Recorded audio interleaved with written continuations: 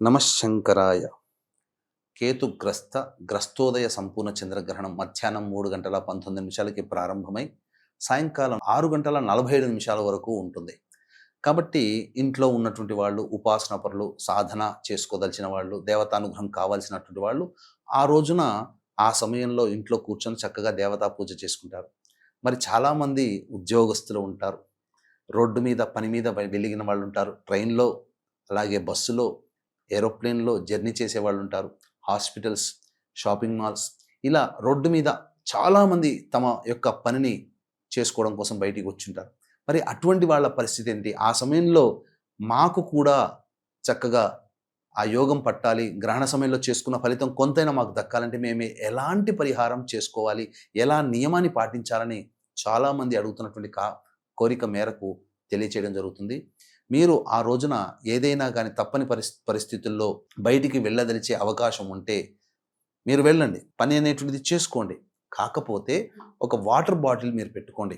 3:19 కదా, కాబట్టి తూర్పు వైపున చక్కగా నిలబడి ఆ బాటిల్లో నీళ్లు తీసుకొని గాయత్రి మంత్రం చెబుతూ 3 సార్లు ప్రోక్షణ నీళ్లు చల్లుకోవాలి. కొద్దిగా చల్లుకొని మళ్ళీ కొన్ని నీరు తీసుకొని పుండరీకాక్ష పుండరీకాక్ష పుండరీకాక్ష అని చల్లుకొని తరువాత ఆ నీటిని తీసుకొని కుడికాలు బొటనవేలు మీద తడపండి. ఈ విధంగా చేస్తే సంపూర్ణముగా మార్గమధ్యములో మనం స్నానం చేసినటువంటి ఫలితం కలుగుతుంది. లేదా విభూతినైనా కానీ రాసుకోవచ్చు, లేదా మనం ఎక్కడైనా ఉన్న ఆ ఏమీ దొరకని ప్రదేశంలోనైనా కానీ అక్కడ ఎవరు తొక్కనటువంటి మట్టినైనా కానీ ఆ యొక్క మృత్తికా స్నానం అని అంటారు, ఆ విధంగా మనం చేయవచ్చు. అనగా మట్టిని మన శరీరానికి రాసుకున్న ఆ మృత్తికా స్నాన ఫలితం దక్కుతుంది. ఇక ఆ దారభ్యత అవకాశం ఉంటే ఆ 3 గంటల చిల్లర సమయం అంతా కూడాను దైవనామస్మరణ చేసుకోండి. లేదా మీకు ఎప్పుడు ఉద్యోగం చేస్తున్నా, ఏ పని చేస్తున్నా మధ్యలో ఖాళీ సమయం దొరికినా ఆ సమయంలో దైవనామస్మరణ అనేటువంటిది చేసుకోండి. మళ్ళీ సాయంకాలం 6:47 అనగా 45 నిమిషాలకే మళ్ళీ నీరు చల్లుకోవడం, గాయత్రి మంత్రం 3 సార్లు చెప్పుకోవడం, మళ్ళీ నీళ్లు చల్లుకొని పుండరీకాక్ష పుండరీకాక్ష పుండరీకాక్ష లేదా నారాయణ నారాయణ నారాయణ అంటూ చల్లుకోవడం.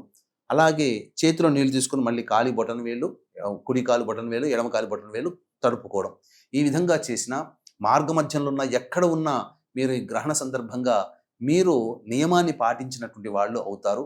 ఇది సింహరాశిలో ఏర్పడుతుంది కాబట్టి మేష, వృషభ, మిథున, కర్కాటక, సింహ, కన్య, ధనుస్సు, మకర, కుంభరాశిలో జన్మించినటువంటి వారికి ఈ యొక్క గ్రహణ దోష ప్రభావం ఉంటుంది. కాబట్టి మన పీఠం ఆధ్వర్యంలో ఈ రాశిలో జన్మించినటువంటి వారికి 4వ తారీఖు సాయంకాలం 6 గంటలకి గ్రహణ దోష నివారణ పూజల హోమాలు జరిపించి శక్తిపాతం చేసినటువంటి కరుంగలి మాల ఇవ్వడం జరుగుతుంది. ఈ 4వ తారీఖు సాయంకాలం 5 గంటల లోపల స్క్రీన్పై కనిపిస్తున్నటువంటి నెంబర్కి కాంటాక్ట్ చేసి మీ గోత్రనామాలు నమోదు చేసుకోవచ్చు.